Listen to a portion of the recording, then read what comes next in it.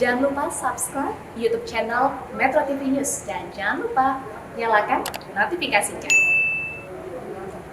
Tingginya elektabilitas Ganjar Pranowo pada survei awal Juni ini dinilai tidak lepas dari pengaruh kode dukungan Jokowi untuknya saat Rakernas Relawan Projo di Magelang 21 Mei 2022 lalu. Lalu sebesar apa pengaruh dukungan Jokowi terhadap elektabilitas Capres di Pilpres 2024? Selengkapnya kita akan membahasnya bersama Direktur Eksekutif Carta Politika Yunarto Wijaya. Selamat sore Mas Toto. Selamat sore Farah. Mas Toto, elektabilitas Ganjar Pranowo ini kan tembus di angka 36,5%. Apakah kenaikan ini ada korelasinya dengan Rakernas Projo 21 Mei lalu?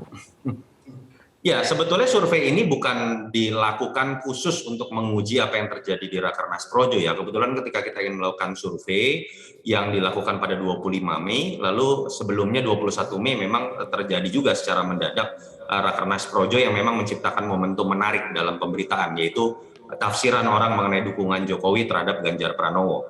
Tapi memang kalau dilihat, jadi ini bukan kausalitas ya, kita tidak menguji dua variabel itu, tapi secara momen yang bersamaan memang ketika diuji pasca Rakernas Projo, ada kenaikan yang cukup tinggi dari elektabilitas Ganjar Pranowo. Ketika kita lihat di simulasi 10 nama, dia bahkan sudah menembus angka psikologis 31,2%, menembus angka psikologis 30%, jauh di atas Pak Prabowo dengan Anies yang selalu ada di peringkat 2 dan 3 dengan angka 23 dan 20%.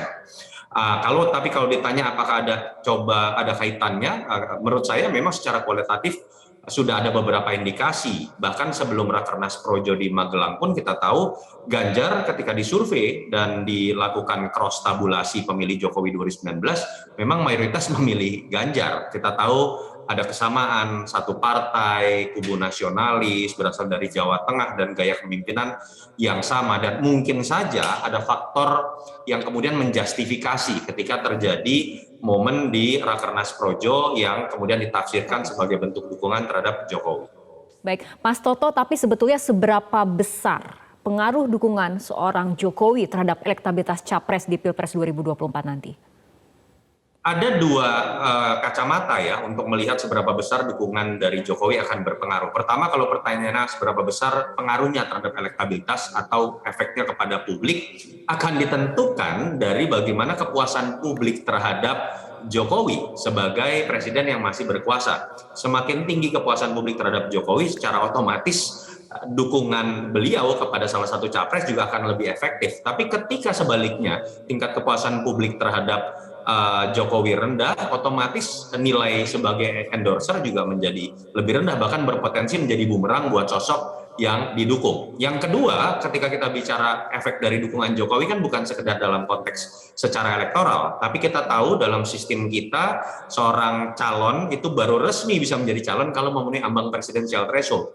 Nah, apa yang ditunjukkan oleh Jokowi sekarang kalau betul adalah sebuah bentuk dukungan kepada Ganjar, saya melihat lebih kepada sisi itu, bagaimana beliau juga kan adalah seorang pemimpin koalisi yang masih memiliki kekuatan di hadapan partai-partai. Lemparan bola panas yang dilakukan oleh Jokowi tadi pasti akan berpengaruh dengan bagaimana partai merespon terhadap dukungan Jokowi tersebut. Nah, mengenai partai Mas Toto, kita melihat bagaimana selama 6 bulan terakhir elektabilitas dari Ganjar memang konsisten naik seperti itu. Jadi menurut Anda apakah ini akan berdampak pada sikap PDIP dalam menentukan kandidat capres?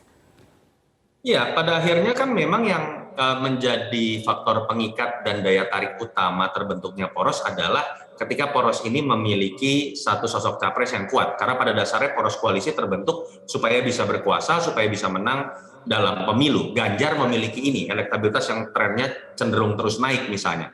Nah, kalau menurut saya dia pasti akan menjadi bahan pikiran dari semua partai yang punya keinginan untuk menang. Nah, kalau pertanyaan masuk di PDI Perjuangan, ini kan bukan selama ini kan diskusi tentang PDI Perjuangan akan mengusung Ganjar atau tidak masuk dalam wilayah yang rasional. Karena kalau kita bicara wilayah yang rasional, Ganjar tentu saja jauh lebih tinggi dibanding Mbak Puan. Tapi ada variabel lain.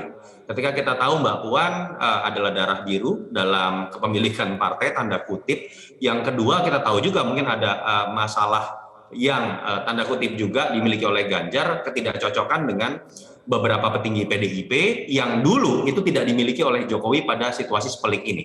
Tapi di luar PDI Perjuangan, menurut saya dengan makin naiknya Ganjar Pranowo juga ini menarik perhatian buat partai-partai lain yang ingin membentuk poros, sehingga kemudian kan muncul pertanyaan apakah KIB jangan-jangan untuk Ganjar, apakah kemudian Pak Prabowo juga tidak melirik Ganjar misalnya, atau jangan-jangan kemudian Nasdem juga melirik Ganjar seperti muncul isu mengenai Ganjar Anies. Saya pikir saat ini suka atau tidak magnetnya adalah bagaimana elektabilitas yang tinggi.